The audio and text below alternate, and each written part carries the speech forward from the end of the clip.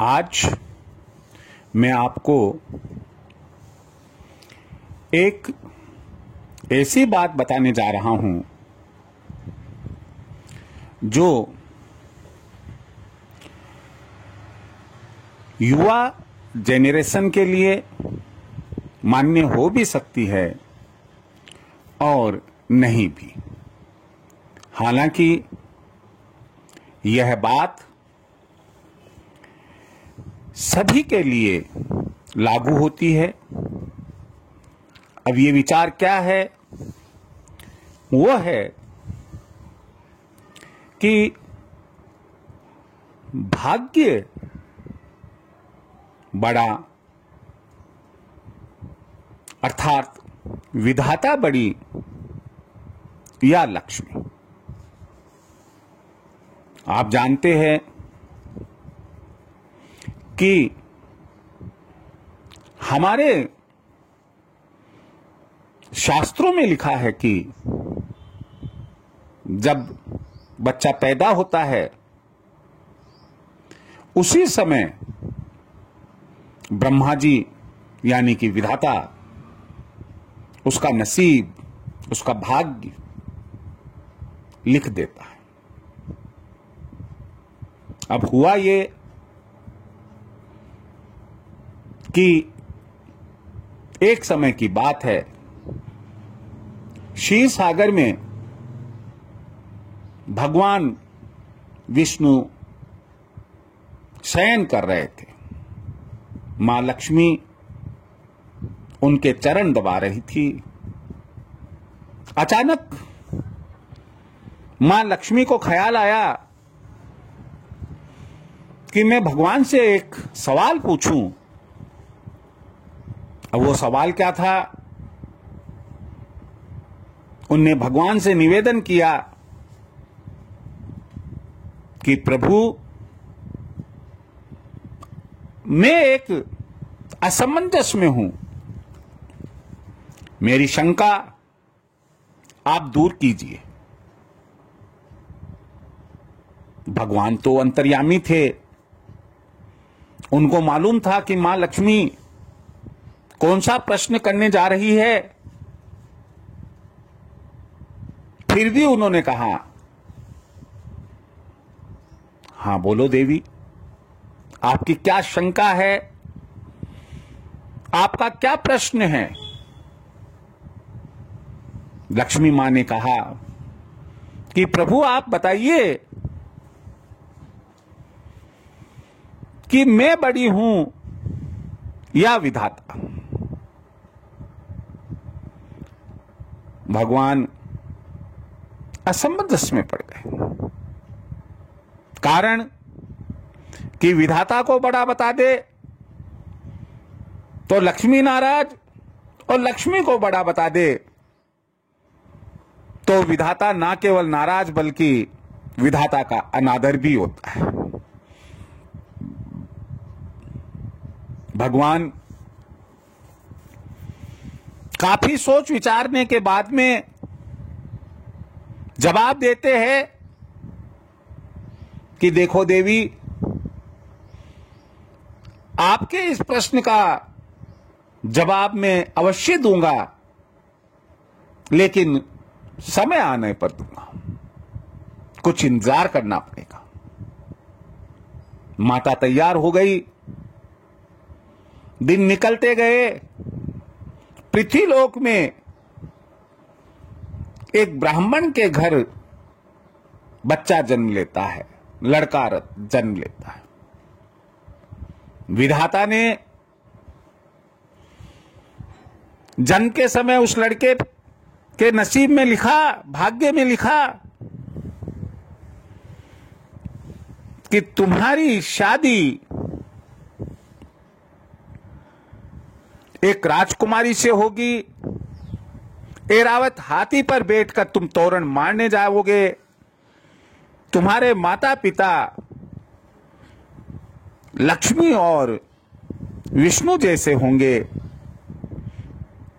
इस प्रकार विधाता ने उसके भाग्य में लेख लिखे। आप जानकर आश्चर्य करेंगे कि जन्म के कुछ समय बाद ही उसकी माता स्वर्गलोक पधार गई। और जब वह 5-7 साल का था तो पिता का भी स्वर्गवास हो गया। ब्राह्मण पुत्र था, आस पड़ोसियों ने कुछ समय पाला और उसके बाद वह ब्राह्मण पुत्र बकरियों को चराने, बकरियां, भेड़े ये चराने के लिए जंगल में जाता और अपना जीवन यापन करने लग गया। धीरे धीरे समय बीतता गया और वह जवान हो गया। उसकी शादी जैसी उम्र हो गई, लेकिन वह बकरियां चराता अपने हाल में मस्त रहता था, अपनी गरीबी के हाल में मस्त रहता था। भगवान विष्णु को आभास हो गया कि अब वो समय आ गया है कि जब लक्ष्मी को अपने किए हुए प्रश्न का मैं जवाब दे सकता हूं। उसने लक्ष्मी जी से कहा कि हे लक्ष्मी, हमारी इच्छा मृत्यु लोक, पृथ्वी लोक पर घूमने की हो रही है, लेकिन हम चाहते हैं कि मैं और तुम ही नहीं बल्कि शिव, पार्वती, ब्रह्मा जी और ब्रह्माणी, हम छह के छह जने पृथ्वी लोक का भ्रमण करके आए। इसलिए तुम उन्हें भी आमंत्रित करो और अपन पृथ्वी लोक चलते। वे आकाश मार्ग से 6 के 6 जने पृथ्वी लोक का भ्रमण कर रहे थे। विष्णु भगवान उनको जानबूझकर उस जंगल में ले आए जहां वह युवा लड़का बकरियां और भेड़े चरा रहा था। विष्णु भगवान ने कहा कि भाई, अपने थोड़ा सा यहीं विश्राम के लिए नीचे उतरते हैं, और कुछ प्यास वगैरह और भूख वगैरह भी लग गई है। ऐसा कहकर वो सब लोग नीचे उतरे। थोड़ी दूर पर वह चरवाहा बकरियां और भेड़े चरा रहा था। भगवान विष्णु ने लक्ष्मी जी से कहा कि भाई देखो, कहीं पानी की व्यवस्था हो, कहीं भोजन की व्यवस्था हो, अपन लोग भोजन करेंगे, भूख लग रही है। माता ने कहा कि इस जंगल में हमारी भूख कैसे मिटेगी, या तो कंदमूल फल खा लो। भगवान विष्णु ने कहा कि देखो, कहीं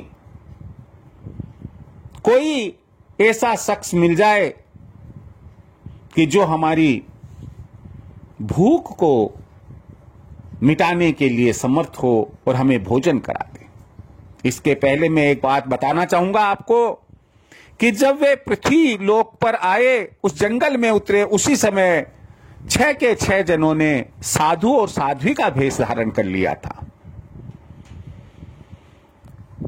मां लक्ष्मी को उन्होंने इशारे से कहा, देखो वो एक लड़का दिखाई दे रहा है, तुम जाकर उससे बात करो, क्या वह हमारे भोजन की व्यवस्था कर सकता है। लक्ष्मी ने कहा कि हां ठीक है स्वामी, मैं जाकर बात करती। लक्ष्मी जी उस लड़के के पास गई, पूछा भाई तुम कौन हो। उनने कहा चरवाहा जाति से क्या हो, ब्राह्मण पुत्र हूं मैं।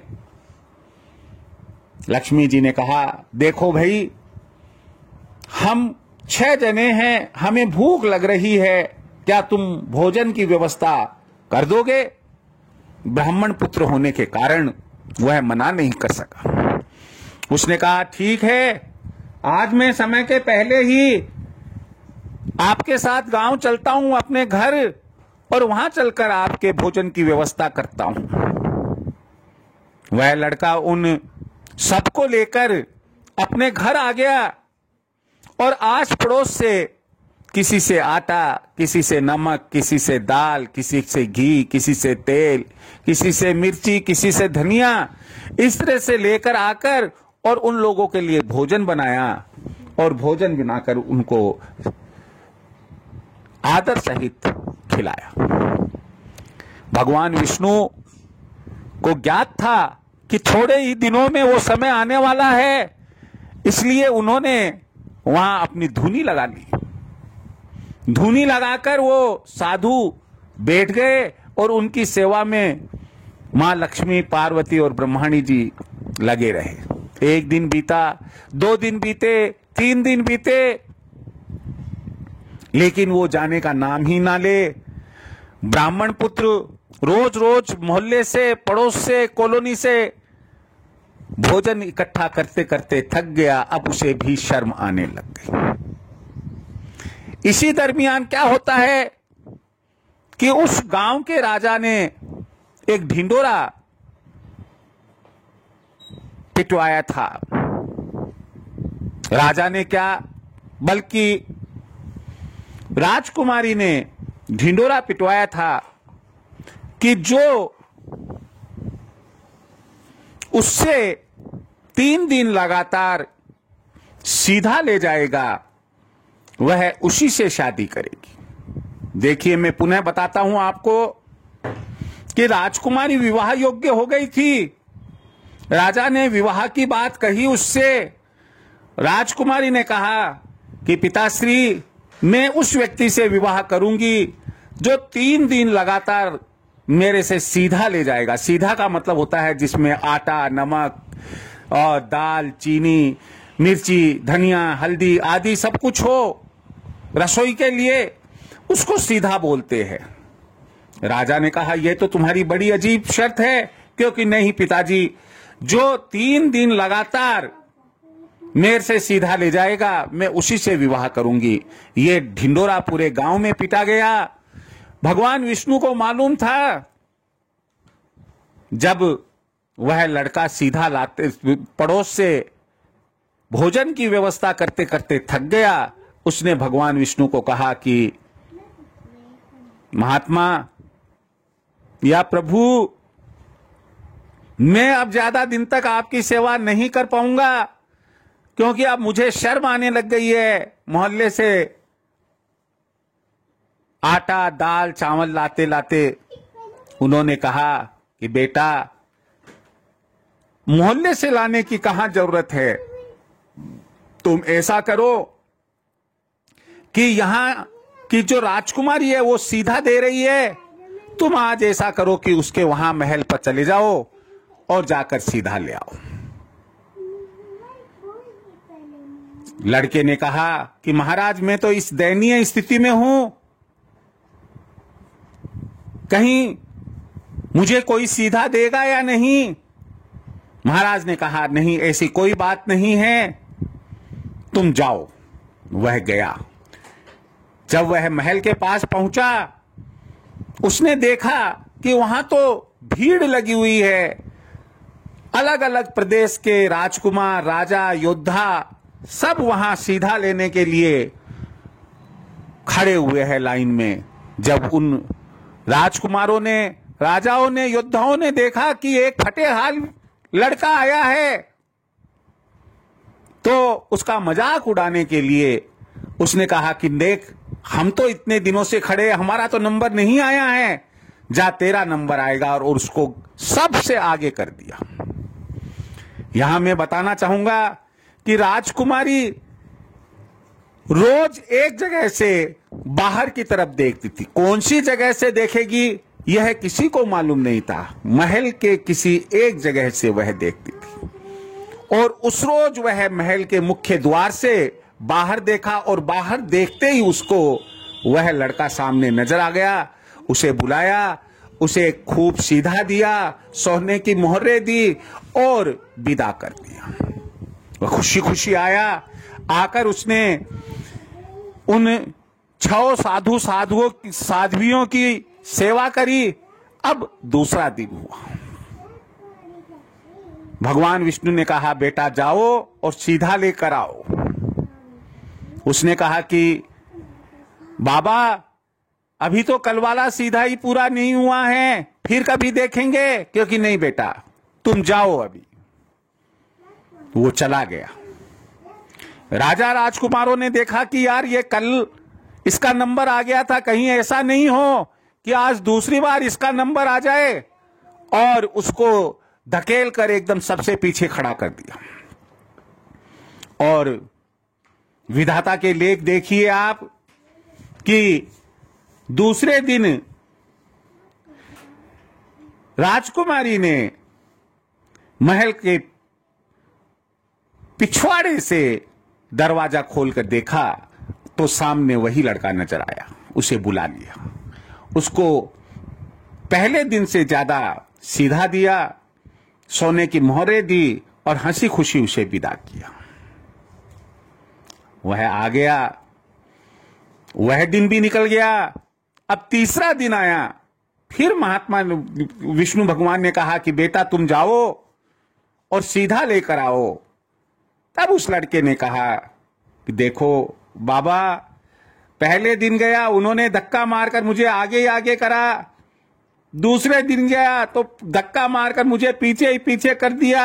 आज जाऊंगा तो हो सकता है कि मुझे खूब मारे और हो सकता है कि मैं मर भी जाऊं।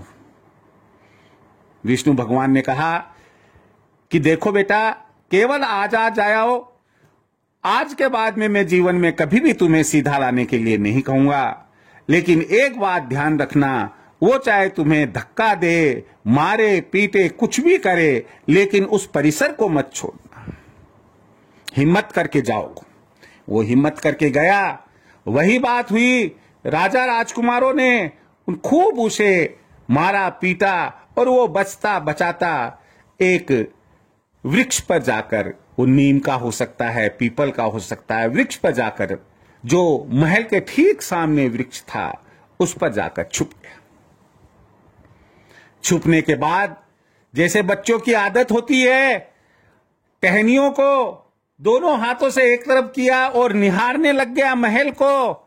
और आप देखिए विधाता के लेख क्या, कि उस रोज महल की पहली मंजिल से राजकुमारी ने खिड़की झरोका खोलकर देखा तो सामने टहनियों में उस लड़के का चेहरा नजर आया। उसको बुलाया, आदर सहित खूब सारा सीधा दिया और खूब सारी सोने की मोहरें दी, विदा कर दिया।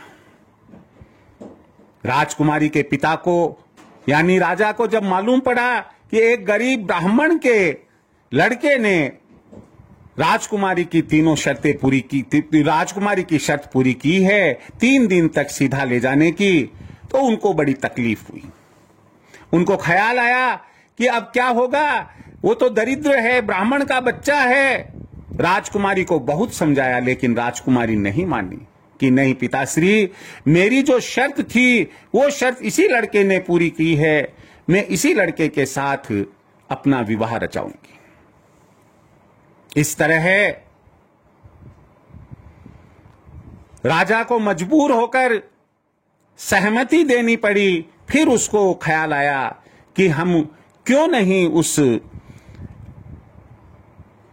लड़के को इतना विवश कर दे कि वह खुद ब खुद विवाह करने से मना कर दे। राजा ने अपने दूतों को बुलाया और एक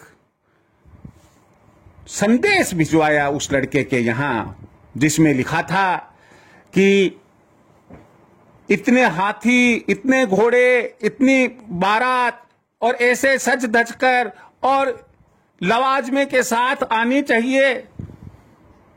वो दूत ले गए, लिखा हुआ ले गए।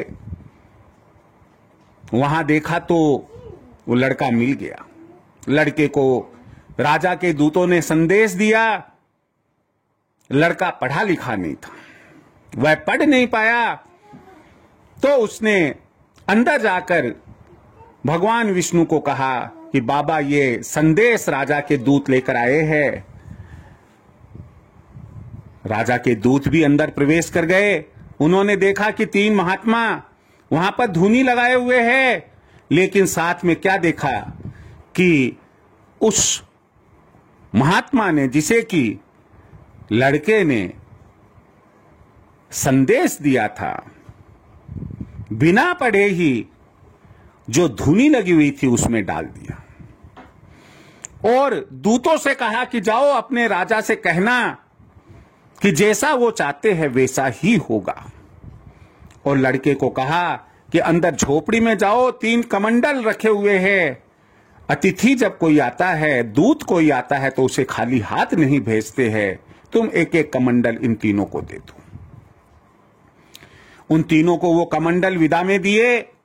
कमंडल ले जाकर दूतों ने राजा को बताया कि महाराज ये बात हुई और ये 3 कमंडल हमें दिए हैं। राजा ने जब कमंडल खोलकर देखे, पास मंगाकर देखे, तो वो हैरत में रह गए, आश्चर्य करने लग गए कि उसमें हीरे, मोती, माणक, पन्ना, ना मालूम कितने कितने बेशकीमती जवाहरात रखे हुए थे कि जैसे राजा के खजाने में भी नहीं थे।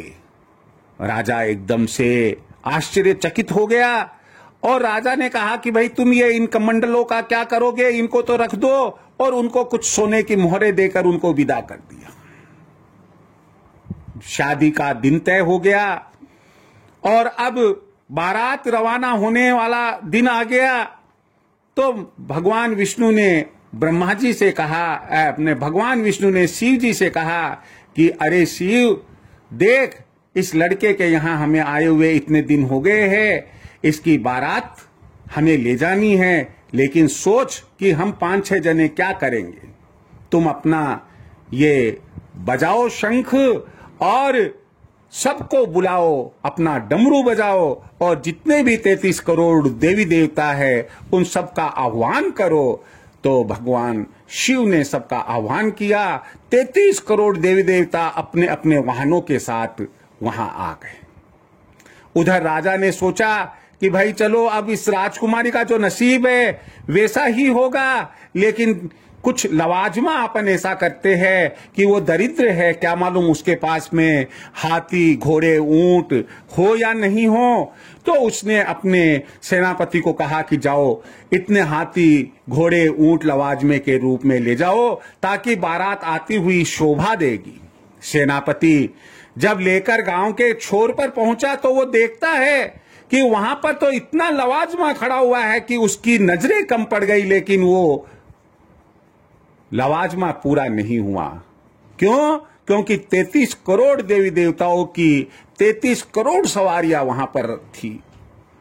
आकर वापस उन्होंने कहा कि महाराज, आपका लवाजमा तो समुद्र में एक पानी की बूंद जैसा भी नहीं है, इतना लवाजमा वहां पर है।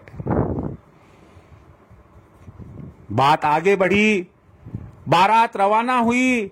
बारात रवाना होकर राजा के वहां पर पहुंच गई, तोरण मारा और अब तोरण मारने के बाद बारातियों के भोजन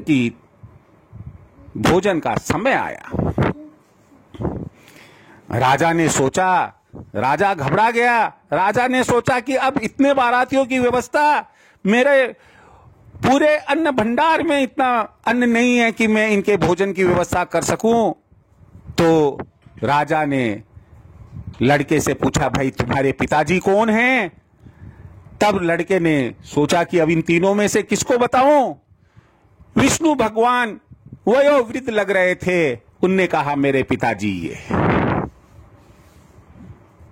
उनके पास राजा जाकर चरणों में गिर गया और कहा कि महाराज, मैं आपके इन बारातियों की सेवा नहीं कर सकता हूं, आप बताइए अब क्या करूं मैं, मेरी मदद कीजिए। भगवान विष्णु ने कहा कि जाओ राजा, तुम मस्त रहो, आनंद से रहो, भोजन की व्यवस्था हो जाएगी। विश्वकर्मा जी को बुलाया और उनसे कहा कि भोजन की व्यवस्था करवाई जाए, और बहुत अच्छा भोजन की व्यवस्था हो गई।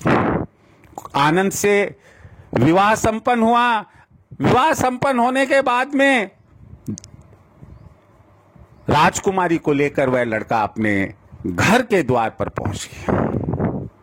सब लोग आ गए जैसा कि हिंदू धर्म में परंपरा है कि मां आरता उतारती है, तब मां लक्ष्मी ने पार्वती से कहा कि तुम जगत माता हो और तुम इस लड़के और लड़की यानी कि दुल्हा दुल्हन की आरती उतारो। मां पार्वती ने कहा कि देख लक्ष्मी, वहां पर यह लड़का कहता है कि मेरे पिता विष्णु हैं, तो जब विष्णु पिता है तो तुम उनकी माता हुई, इसलिए इसका आरता तुम ही उतारोगी।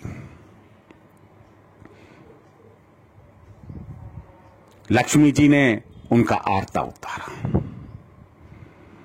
यहां एक बात बीच में थोड़ी सी रह गई थी, वो ये थी कि जब बारात लेकर विष्णु भगवान राजा के यहां रवाना हो रहे थे, तब घोड़ा या सवारी जिस पर कि लड़के को दूल्हे के रूप में ले जाया जाए, कुछ भी नहीं था। विष्णु भगवान ने इंद्र से कहा कि अरे इंद्र, तू नीचे उतर और ये ऐरावत हाथी इस लड़के को दे और लड़का इस पर बैठकर तोरण मारेगा। तो लड़का जो बारात ले गया वह ऐरावत हाथी पर गई थी। इस तरह से आपने देखा, आपने सुना कि राजा के यहां विष्णु जी को लड़के ने पिता बताया। ऐरावत हाथी पर बैठकर वह तोरण मारने गया, राजकुमारी से विवाह हुआ, माता लक्ष्मी ने मां के रूप में आरता उतारा और इस तरह से विवाह संपन्न हुआ। दूसरे दिन, विवाह के दूसरे दिन विष्णु भगवान ने कहा, लक्ष्मी अब अपन चलेंगे, लड़के को बुलाओ, अपन उसको कह देते हैं। लड़के को कहा कि भाई देखो, अब हम जाएंगे, हम तो साधु साध्वी है, रमते जोगी है, आज यहां तो कल वहां। लड़के ने कहा कि महाराज, मैं सब कुछ छोड़ दूंगा लेकिन आप लोगों को नहीं छोड़ूंगा। यह कहकर वो मूर्छित हो गया। विष्णु भगवान ने उसके ऊपर जल छिड़का, उसको होश में लाए, कहा मेरी आंखों में देखो। आंखों में आंखें डालकर उसमें तेज भरा, झोपड़ी के लात मारी, महल खड़ा हो गया और उसमें तेज भरकर कहा कि देखो बच्चे, हम योगी है और योगी पुरुष एक जगह नहीं रहते हैं, इसलिए हम आज यहां तो कल वहां होंगे और तुम एक गृहस्थ हो और तुम्हें अपनी गृहस्थी चलानी है, बसानी है। और इतना कहकर उसमें तेज भरकर और 6 के 6 यानी कि विष्णु जी, लक्ष्मी जी, शिव जी, पार्वती, ब्रह्मा जी और ब्रह्माणी अंतर्ध्यान हो गए। वही शेषनाग की सैया पर विष्णु भगवान लेटे हुए, मां लक्ष्मी चरण दबा रही है। और तब विष्णु भगवान कहते हैं कि अच्छा तो मां अपने, अच्छा तो लक्ष्मी अब बताओ तुम कि भाग्य विधाता बड़ी या तुम। लक्ष्मी जी मुस्कुराते हुए कहने लग गई कि आप बड़े चतुर हैं, मुझे बातों बातों में समझा दिया कि भाग्य विधाता ही बड़ी होती है, जो लेख लिखे हुए होते हैं वो टलते नहीं हैं। आपने भी यह सुना कि एक गरीब ब्राह्मण का बच्चा जिसकी हथेली में विधाता ने लिखा था कि तुम एक राजकुमारी से विवाह करोगे, ऐरावत हाथी पर तोरण मारने के लिए जाओगे, विष्णु जैसे पिता होंगे, मां लक्ष्मी जैसी मां होगी। तो अब आप देखिएगा कि वही सब बातें हुई। तो इस तरह से हमें यह संदेश लेना चाहिए कि जो भाग्य में लिखा है वह होकर रहता है। लेकिन यहां फिर मैं एक बात बता दूं कि भाग्य के भरोसे रहकर हम पुरुषार्थ करना छोड़ दे, ऐसा कभी भी नहीं होना चाहिए। हमें अपना पुरुषार्थ करते रहना चाहिए। पीछे भाग्य विधाता तो हमारे अपने जो लेख लिखे हुए हैं उसकी पूर्ति करती ही है। जय श्री कृष्ण।